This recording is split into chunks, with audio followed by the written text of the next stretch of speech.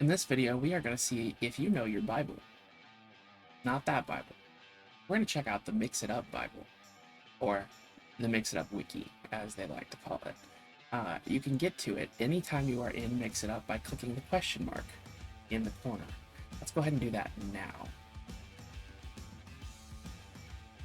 As we click the question mark, what it does is it takes us to the MixItUp Wiki.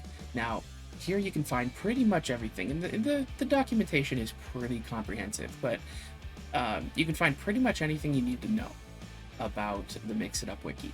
Personally, I spend the most of my time on the page that details all of the variables, the special identifiers, and that would be this one here.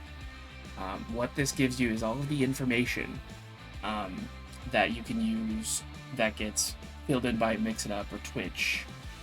There's a whole bunch of different things that you can use. Like the easiest one is right here on this page, date and time.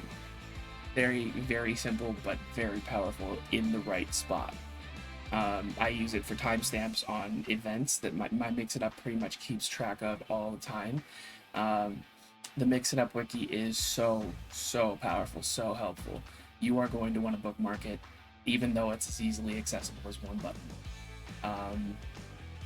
Special identifiers are used for anything and everything between commands, events, overlays, pretty much everywhere in MixItUp where you can create a command. You may be able to use a special identifier depending on what you're looking at or looking for. So keep an eye on this page.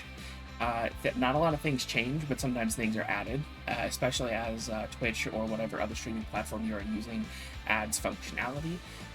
You'll see new special identifiers here. It's basically variables.